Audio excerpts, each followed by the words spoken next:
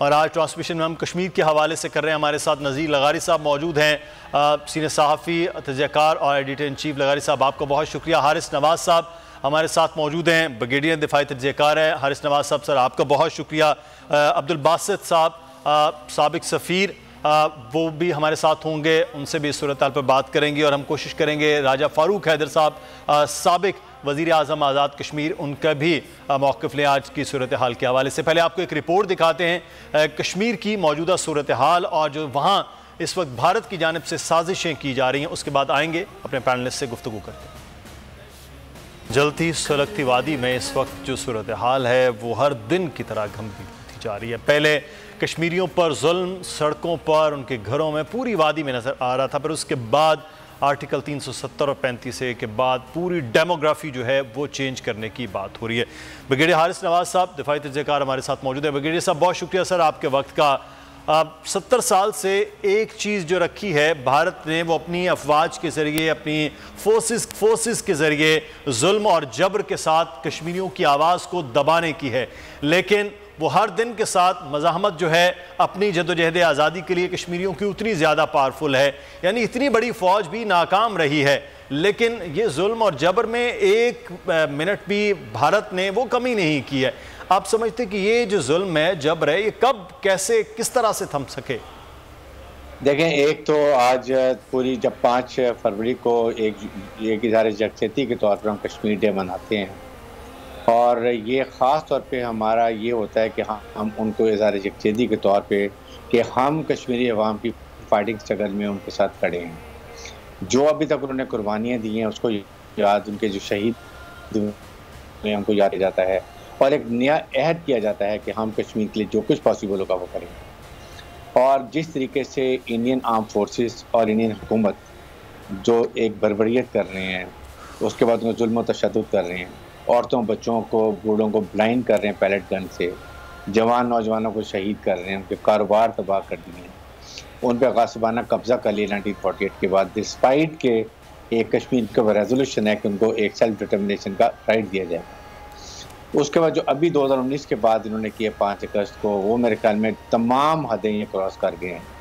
याद रखें, जितना जिस कौम को सप्रेस करते हैं, जितना जुल्म करते हैं, वो उतनी ताकत से उभरता है, और वही ताकत बुरहान वानी की शहादत के बाद अब एक बहुत बड़ी मुनज़्ज़म फोर्स बन चुकी है जवानों की, और वो इनके इंडियन फौजियों के खिलाफ खड़े हो गए हैं। उन्होंने हथियार भी उठाए हुए हैं, इनके अनट्रेंड अनप्रोफेशनल जो सोल्जर्स हैं उनको मारते भी हैं। खुदकुशियाँ वहाँ पर कश्मीर इनके बहुत ज़्यादा बन गई हैं इंडियन फोर्सेस की। हर 10 सिविलियन के ऊपर एक वहाँ का फौजी जवान इनके जो है इंडियन वो वहाँ बैठा हुआ। इससे अंदाज़ा लगाएं कि उनकी लाइफ कितनी तंग है। अब जिम्मेदारी जाहिर है कि पाकिस्तान ने भी ये कहा कि उनकी मोहब्बत ये है कि वो जब भी शहीद होते हैं अपनी बॉडी को पाकिस्तान के परचम में दफनाते हैं। इसलिए हमारा पाकिस्तान का फ़र्ज़ है कि हम कश्मीरियों के लिए खड़े हों, उनकी जद्दोजहद में उनकी मदद करें, दुनिया के तमाम फोरम्स को यूज़ करें। हमारे प्राइम मिनिस्टर ने, नेशनल सिक्योरिटी एडवाइज़र ने, फॉरेन मिनिस्टर ने, DGISP ने बड़ी बातें की जनरल बाजवा ने कि हम कश्मीर हमारा है, कश्मीर हम लेके रहेंगे, और इसके लिए जो कुर्बानी भी हो पाकिस्तान के अवाम, पाकिस्तान की हुकूमत देने के लिए तैयार है। बिल्कुल, ये बड़ा एक जो आप बात करें, ये हौसला और जज्बा जो कश्मीरियों का, उसके पीछे पाकिस्तान की अवाम, पाकिस्तान की हुकूमतें, रियासत पाकिस्तान, अफवाज पाकिस्तान, वो उसी तरह से खड़ी है। अब्दुल बासित साहब हमारे साथ मौजूद हैं, साबिक सफ़ीर और बड़े तवील अरसे तक हाई कमिश्नर दिल्ली में रहे हैं। अब्दुल बासित साहब सर बहुत शुक्रिया आपके वक्त का। आपने सर बड़ा करीब से देखा है इंडियन गवर्नमेंट को, और ख़ास तौर पर जब नरेंद्र मोदी की हुकूमत दोनों टेन्योर के अंदर आप वहाँ पर मौजूद रहे हैं, ये बड़ी एक प्लानिंग पहले से ऐलान, फिर उसके बाद ये की जाती रही है। ये जो रवैया BJP का, इंडियन गवर्नमेंट का और फिर इंडियन आर्मी का कश्मीर के हवाले से पिछले तकरीबन 6-7 साल से रहा है, इस पर क्या कहेंगे आप? बिस्मिल्लाहिर्रहमानिर्रहीम। पहले तो मैं बोल TV का शुक्रिया अदा करना चाहता हूँ और खराज तहसीन भी पेश करना चाहता हूँ कि आपने कश्मीर तनाज़े पे मकबूजा कश्मीर के लोगों के हवाले से जो स्पेशल सिलसिला जारी किया है, दैट इज़ कमेंडेबल। जहाँ तक BJP का ताल्लुक़ है, हम सब जानते हैं कि BJP ने RSS के वतन से जन्म लिया है और आरएसएस का एजेंडा हमें मालूम है क्या रहा है थ्रू आउट द लास्ट 70 और सो ईयर्स। कश्मीर में अगर आप देखिए और बीजेपी का ख़ास तौर पे अगर आप उनका मंशूर देखिए, इंतखाबी मंशूर उन्होंने 2014 में किया या 2019 में, तो उसमें बड़े वाज़ेह अंदाज में उन्होंने कहा था कि हम मकबूजा जम्मू और कश्मीर को या आर्टिकल 370 या आर्टिकल 35A है, इनको हम ख़त्म करेंगे।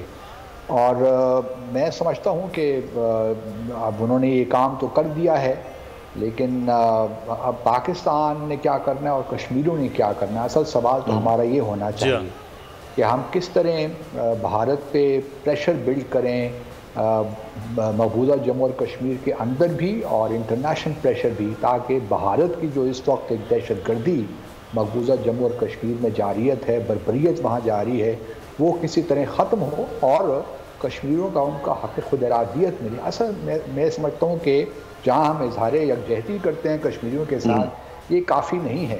ये तो हम पिछले 74 सालों से कर रहे हैं और ये मतलब हम हर रोज़ ये बातें करते हैं, लेकिन असल मैं समझता हूँ कि क्वेश्चन ये होना चाहिए कि हमारी स्ट्रेटजी क्या है, हुकूमत ने क्या प्लान ऑफ एक्शन बना रखा है, हम किस तरह भारत पे प्रेशर बिल्ड करेंगे। असल सवालात ये हैं, इनकी जानिब कोई नहीं आता और हम यकीनन कश्मीरी जो हैं वो काबिल तहसीन हैं कि वो इतनी 9 लाख फौजी वहाँ होने के बावजूद भी अपनी कुर्बानियाँ दे रहे हैं।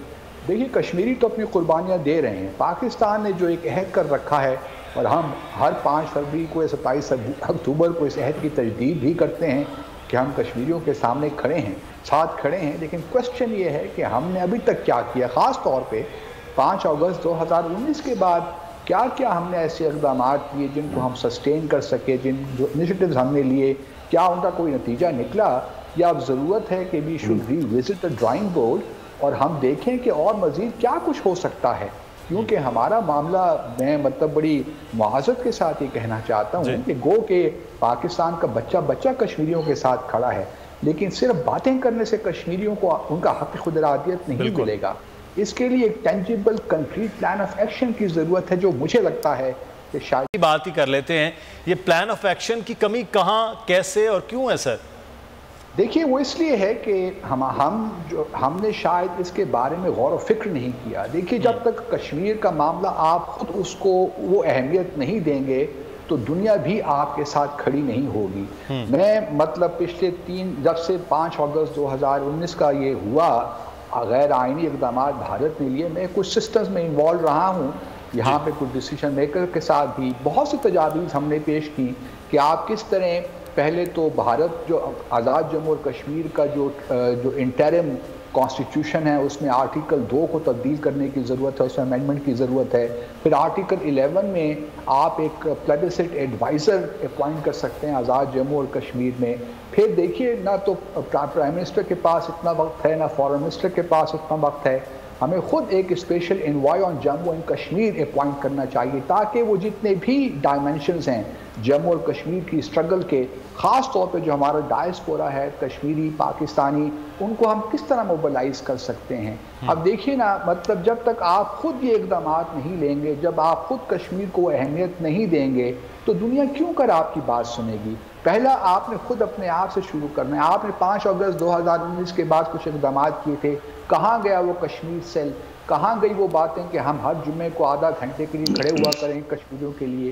तो तमाम सब बातें हैं कि हम इनिशिएटिव्स तो अनाउंस कर देते हैं लेकिन उनको हम सस्टेन नहीं कर पाते। मैं समझता हूँ कि इस वक्त जो भारी जिम्मेदारी है वो आज़ाद जम्मू और कश्मीर की नई हुकूमत के सर पे है कि वो किस तरह अपने इंटरिम कॉन्स्टिट्यूशन 1974 में तब्दीलियाँ करते हैं ताकि एक बाकायदा सस्टेन तरीके से हम आगे बढ़ें। अभी हम एक कदम आगे लेते हैं फिर सो जाते हैं, फिर हमें ख्याल आता है 27 अक्टूबर आ गई है, 5 फरवरी का वक्त आ गया और 5 अगस्त भी अपने कैलेंडर में आप शामिल कर लीजिए।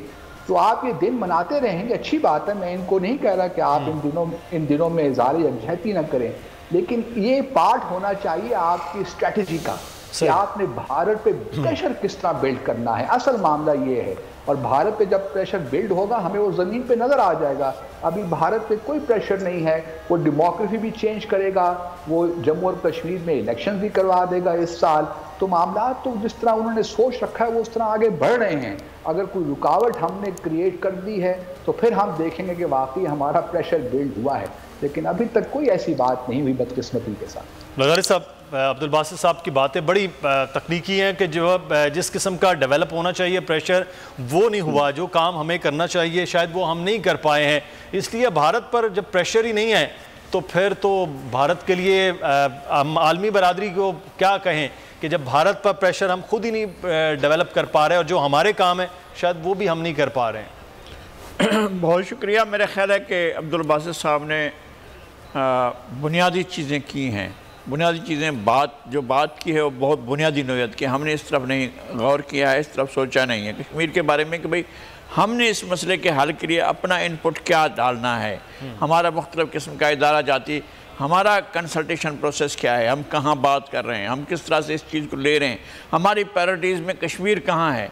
क्या हम सिर्फ ये 5 फरवरी और अक्टूबर में जो है हम मिलकर बैठें और एक मरसिया पढ़ें और एक नोहा पढ़ें और एक कसीदा कहें और इस तरह से जो है हम आगे बढ़ जाएं और कहें कि चलो ठीक है आज का दिन गुजर गया है अब फिर देखा जाएगा। देखें फरवरी के अपना 2019 के बाद जो अगस्त में कार्रवाई हुई है उसके बाद से लेकर अब तक कितनी डेवलपमेंट्स हुई हैं। ये जाते हैं और कहते हैं जी हमने बड़ी ज़बरदस्त तकरीर की थी। आपने सुनी वो तकरीर जो हमने की थी वहाँ पर? भाई आपने तकरीर की थी, उस तकरीर का वो क्या है, उसके बाद क्या हुआ, उसका आपने उसका क्या नतीजा निकला, उसके नतीजे में क्या हुआ। हम पहले भी ये तजवीज़ देते रहे हैं। अब्दुल बासित साहब सीनियर डिप्लोमेट हैं और मेरे ख्याल में पाकिस्तान में जो इस ख़ास पर्टिकुलर इस इशू के ऊपर, कश्मीर के इशू के ऊपर या इंडिया की पॉलिसीज़ के इशू पर इस वक्त जो लोग अथॉरिटी समझे जाते हैं उनमें हैं अब्दुल बासित साहब। मैं पहले भी तजवीज़ देता हूँ लेकिन ये लाहासिल है, ये तजवीज़ देना जो है लाहासिल है। मैं कहता रहा हूँ कि आप फोकस करें, दुनिया में 5-6 मराकज़ हैं कि वहाँ पर आपके लोग रोज़ाना की बुनियाद पर, अगर रोज़ाना बुनियादों पर नहीं है तो हफ्तावार बुनियादों पर कोई बड़ी एक्टिविटी करें। मतलब यह आप न्यूयॉर्क में करें, वाशिंगटन में करें, लंदन में करें, पेरिस में करें, ब्रसेल्स में करें, पीकिंग में करें, मास्को में करें। इन जगहों पर आप लोगों की तवज्जो अपनी तरफ मबजूल करें कि जनाब ये देखें ये है कश्मीर, ये है कश्मीर का मसला, यहाँ कश्मीरियों के साथ ये हो रहा है, कश्मीरी आज़ादी की जद्दोजहद कर रहे हैं और उनकी जद्दोजहद को तकरीबन सदी होने वाली है। डोगर अराज से वो लेकर अब तक वो मुसलसल जद्दोजहद में हैं। आप सीनियर डिप्लोमेट्स को भेजें और कहें अच्छा फिर एक वफ्द बनाएं। आप मैं ये तजवीज़ें दे रहा हूँ लेकिन लाहासिल है, तजवीज़ें दे रहा हूँ कि जनाब एक सीनियर डिप्लोमेट्स के वफ्द बनाएं जो बड़े टॉप के आपके मंझे हुए डिप्लोमेट्स हैं जो इस तरह के मामलात में बड़ी महारत रखते हैं, वो जाएं और इन मराकज़ पर जो दुनिया के ये ताकत के मराकज़ हैं इनमें जाएं और जाकर अपना केस पेश करें। तफरीह के लिए नहीं जाना है, हमने देखा है बहुत से वक्त भेजे तफरीह कर रहे हैं, ओस्लो में जा रहे हैं, कोपेनहेगन में जा रहे हैं। तो भाई ये तफरीह किस लिए, क्यों तफरीह क्या? ये इस किस्म के असल में काम जो है वो दफ्तर खारजा के, वजारत खारजा के और हुकूमत के होने चाहिए जो आप बात कर रहे हैं। के बाद आपको खुश आमदीद कहते हैं ब्रिगेडियर हारिस नवाज साहब। सर जो काम करने का हमारा है हुकूमत का, दफ्तर खारजा का, वजारत खारजा का, और फिर जो बड़ी एक अहम मामले की जानिब तवज्जो दिलाई है अब्दुल बासित साहब ने कि आज़ाद जम्मू कश्मीर की असम्बली के अंदर किस तरह से कानून में तब्दीली हो सकती, इस जानिब ख़ास तौर पर जो तवज्जो है वो नहीं होनी चाहिए। मीडिया पे प्रोग्राम्स हो जाएं, हम दिन मना लें, उससे आगे असल जो कंक्रीट काम है उस जानिब हुकूमतें तवज्जो ही नहीं कर पाती हैं। असल काम जो करना है वो शायद नहीं हो पा रहा है। देखें बात यह है कि बासित साहब ने, लगारी साहब ने बहुत अच्छे पॉइंट उठाए और बिल्कुल वैलिड हैं और मैं 200% उनसे एग्री भी करता हूँ कि देखें इंडिया ने 5 अगस्त 2019 को जब उन्होंने 370 और 35 को रिवोक किया है उसके बाद सोचा होगा कि पाकिस्तान की तरफ से क्या एक्शन हुआ, पाकिस्तान क्या रिएक्शन कर सकते हैं, और वही किया, पाकिस्तान से ज़्यादा किया। सबसे इम्पोर्टेंट बात थी कि पाकिस्तान ने बड़ा यूनाइटेड नेशंस की बात किया, एक्सपेक्ट कर रहे थे, हमने इससे ज़्यादा क्या किया है। 5 अगस्त को जब इंडिया ने वहाँ पर कैप्चर कर लिया, ऑक्यूपाई कर लिया, तो जेनेवा के तहत वहाँ पर कश्मीरी नौजवान अपनी आम शक्ल कर सकते हैं और वो जिस मुल्क को अपनी मदद के लिए पुकारे हैं वो मदद करता है। बांग्लादेश में जब ईस्ट पाकिस्तान की प्रॉब्लम चल रही तो उन्होंने इंडिया की मुसल्लह अफवाज वहाँ पर गई 1 लाख और जाकर बांग्लादेश किया। तो पाकिस्तान कम अज कम और कुछ नहीं तो उनकी आम शक्ल में उनको सपोर्ट। नंबर 2, हमने फॉलोअप क्या किया, जो बात की जाती है सबसे हम है कि यूनाइटेड नेशन ने प्राइम मिनिस्टर ने स्पीच कर दी, क्या हमने परमानेंट 15 मेंबर से कांटेक्ट 1-to-1 किया? यूरोपियन यूनियन में हमने कितनी दफ़ा गए? हमने कश्मीर कमेटी को कितनी अच्छे लोग सिलेक्ट किया है विद गुड कम्युनिकेशन स्किल्स, और उन्होंने जाके कश्मीर का मुद्दा किस तरीके से यूनाइटेड नेशन के लोगों के साथ 15 मेंबर्स के साथ, फिर यूरोपियन यूनियन में, यूएसए में, इस्लामिक ममालिक में जाके क्या किया। We still do not know who are part of Kashmir committee. और ये MNA MP सिर्फ नाम के नहीं होने चाहिए, बल्कि वो जो कश्मीरी भी हों, उनको सारा कुछ मालूम भी हो और वो कम्युनिकेशन स्किल भी रखती हूँ बात करने के लिए।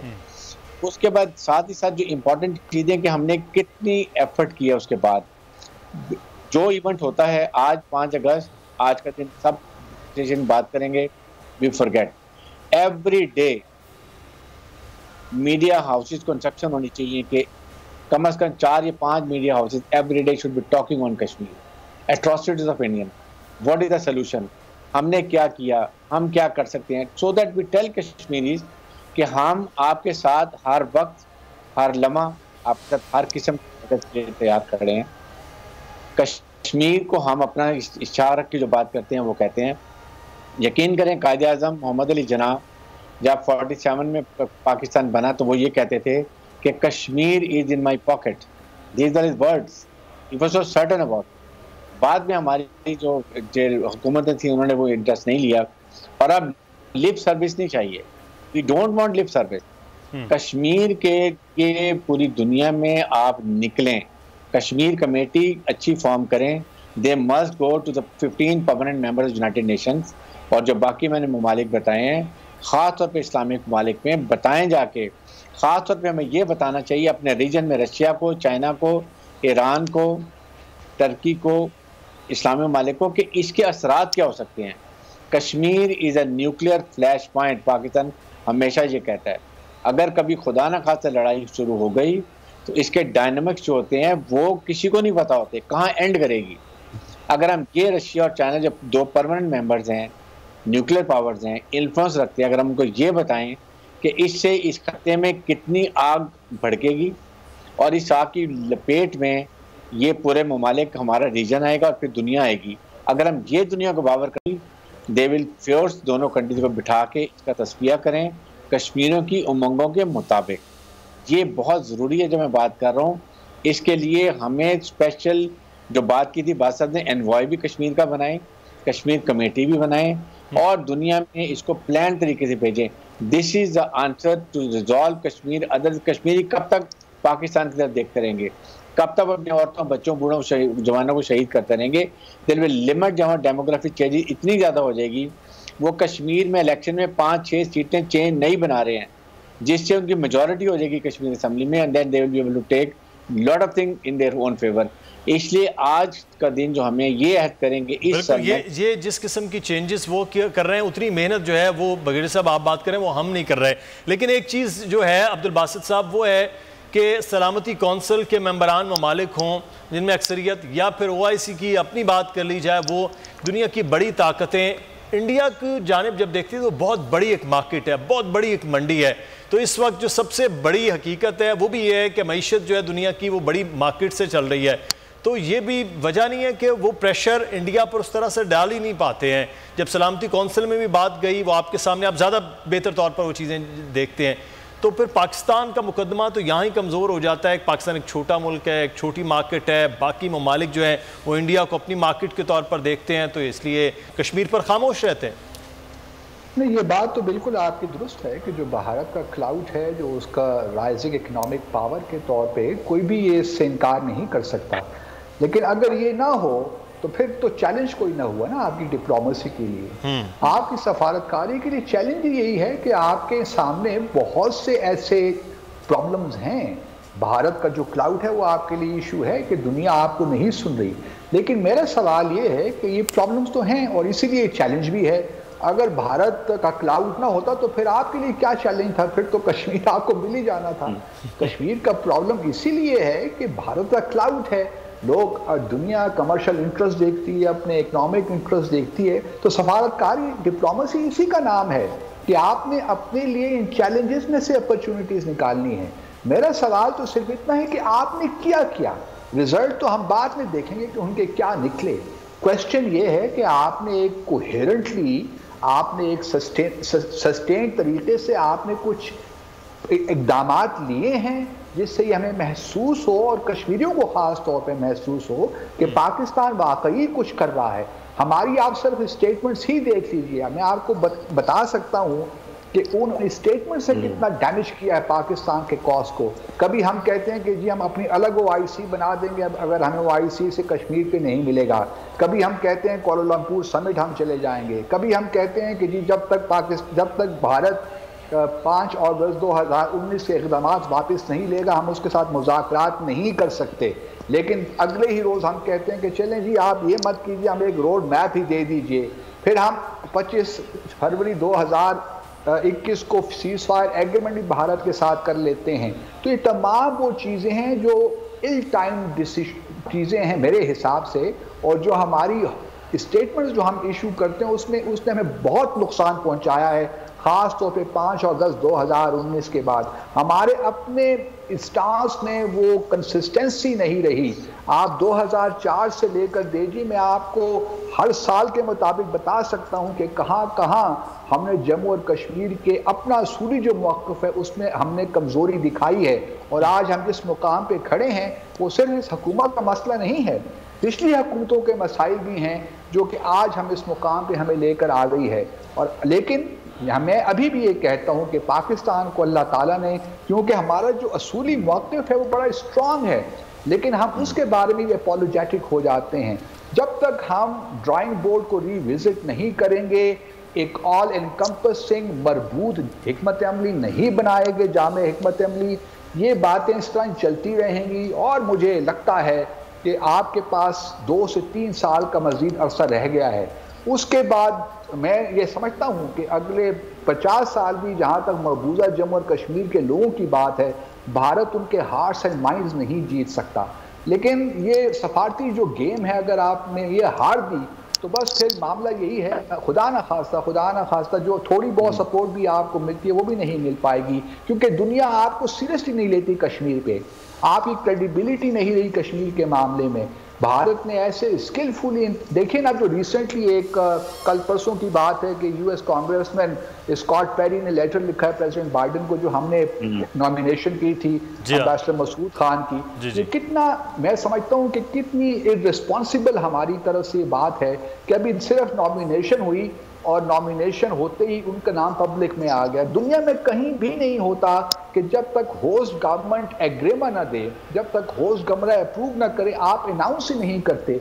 लेकिन हमारे यहाँ इंस्टीट्यूशनल वो जो एक क्रेडिबिलिटी होती है वो ही नहीं रही बदकिस्मती के साथ। तो जब तक हम इन तमाम चीज़ों को एज ए होल गवर्नमेंट के तौर पे नहीं देखेंगे, उस वक्त तक बहुत मुश्किल है कि आपको इन मामलात में सफारती एतबार से कोई कामयाबी मिले।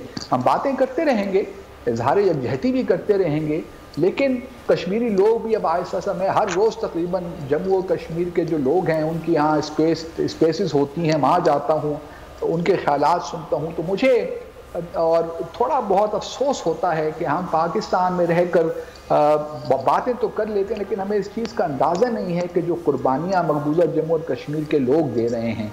हमें चाहिए कि खुदारा अब बातों के अलावा कुछ काम, कुछ अमल ऐसे कर लें जिससे वाकई कश्मीरियों को इत्मीनान हो कि जब वो ये कहते हैं कि पाकिस्तान हमारा है, हम पाकिस्तानी हैं, पाकिस्तान हमारा है, तो कुछ इस नारे की इलाज हम रख लें। सैयद गिलानी ये नारा लगाते लगाते अल्लाह ताला को प्यारे हो गए, लेकिन आज हमें ये सोचना है कि हमारी बहुत सी कमज़ोरियों के बावजूद और भारत के क्राउड के बावजूद मैं अभी भी ये समझता हूँ, मेरा इस बात पे कभी यकीन और ईमान है कि पाकिस्तान अभी भी बहुत कुछ कर सकता है सफारती एतबार से, जो कि अभी तक हमने नहीं किया। तो ये लगारी साहब, फिर जैसे भाज साहब कह रहे हैं कि कर सकता है, मैं सवाल करने वाला था, मैंने सवाल इसलिए तब्दील किया कि क्या कैपेबिलिटी नहीं, लेकिन वो तो मामला कह रहे हैं कि कर सकते हैं, लेकिन हम कर नहीं पा रहे हैं। तो कश्मीर को हमने नॉन सीरियस लगारी साहब ले लिया कि ठीक है बस 70 साल से अभी कुछ नहीं हुआ तो और भी आगे कुछ नहीं होगा, या हमारी तरजीहात बदल गई, या कुछ और प्रेशर्स हैं जिनकी वजह से हम खामोश होते हैं? चलें एक बात और उठाते हैं। ये जो आखिरी मुआहदा है पाकिस्तान का और इंडिया का, आखिरी नहीं, जो 73 का मुआहदा है उसमें जो शिमला एग्रीमेंट है उसमें ये तो कम अज़ कम माना गया है ना, चलो भी दो तरफा मामला है। अगर दो तरफा मामला है तो उस पर आप एक काम तो कर सकते हैं ना। आप जब ये फैसला हुआ 1919 में, इंडिया ने अपने रिवोक की पावर्स वहाँ पर और वो किया, अपने आर्टिकल्स वहाँ से आइन से निकाले और उनको उसका हिस्सा बनाने की कोशिश की, जो उन्होंने अपने तौर पर बना लिया। क्या आप ये दो तरफा मामले पर एक वज़ीर आज़म के लिए ये नहीं था कि वो ख़त लिखते और उस ख़त में सारी डिटेल लिखते और कहते कि जनाब जो कुछ आपने किया है ये इंटरनेशनल लॉज और जो दो तरफा मामलात हैं उनमें ये उनकी खुली खिलाफ वर्जी है और आप ऐसा नहीं कर सकते। हमारे वज़ीर आज़म ने और कुछ ना करें, एक फार्मल ख़त लिख कर मोदी को कहें कि यार मोदी साहब तुमने ये जो कुछ किया है ये तो हमारे दो तरफा ताल्लुकात जो भी हैं, जिस तरह भी हैं, जिस स्टेज पर भी हैं, उनके लिए तो तबाहकुन है और जो कुछ आप किए जा रहे हैं। और इस ख़त की कापियाँ आप यूनाइटेड नेशन को भेज देते, सिक्योरिटी काउंसिल को भेज देते, OIC को भेज देते, मतलब किसी की सारी दुनिया को भेज देते, लेकिन आपने ये भी नहीं किया। जो आपके लिए बहुत आसान सा काम था, मामूली सा काम था कि आपकी तरफ से एक सिलसिला जुम्बानी होता कि जनाब हमने कश्मीर पर एक चीख तो मारी है, देखें आप कैसे हमने एक बड़ा ज़बरदस्त किस्म का ख़त जो है हमने मोदी को लिख दिया है और मोदी को हम उससे जवाब के इंतज़ार, 2-4 आप जवाब के भी उनको लिखते, रिमाइंडर भेजते। इस तरह के काम जो हैं वो डिप्लोमेटिक, ये नहीं मालूम है चूँकि डिप्लोमेसी के बारे में जो कुछ जानते हैं वो अब्दुल बासित साहब जानते हैं, लेकिन ये एक तरीक़ाकार होता है कि आप दुनिया की तवज्जो को अपनी तरफ मबजूल करते हैं कि जनाब एक मुल्क के वज़ीर आज़म ने दूसरे मुल्क के वज़ीर आज़म को ये लिखा है। एक दूसरी बात यह है कि कश्मीरियों के वक्त जो हैं वो क्यों नहीं जा सकते हैं दुनिया के मुख्तलिफ फोरम्स पर कि भाई हम आए हैं, हम फरियाद लेकर आए हैं, हमारे साथ ये जुल्म हुआ है। और उसमें आपके वो कश्मीरी भी हैं जो अब भी जिनके ख़ानदान जो हैं वो वहाँ आबाद हैं और लोग यहाँ पर हैं, आप उन ख़ानदानों को लें और कहें कि जनाब ये लोग जो हैं, और इस तरह मुजालिम होते हैं। ये तमाम तर चीज़ें जो हैं वो मुजाहरे हो सकते थे, पूरी दुनिया के सामने बताया जा सकता था। जो आप बात कर रहे हैं, जो बासित साहब बात कर रहे हैं, जो ब्रिगेडियर हारिस नवाज़ तजावीज़ दे रहे हैं, हम ये ट्रांसमिशन का सिलसिला यकुम से लेकर अब 5 फरवरी तक जारी सारी रहेगा। आज के लिए अब्दुल बासित साहब आपका बहुत शुक्रिया, ब्रिगेडियर हारिस नवाज़ साहब आपका भी, लगारी साहब आपको भी शुक्रिया। मुदस्सिर इकबाल को इजाज़त दीजिए, अपना ख्याल रखिएगा नाज़रीन, अल्लाह हाफ़िज़। सब्सक्राइब करें और बेल दबाएं ताकि कोई खबर रह न जाए।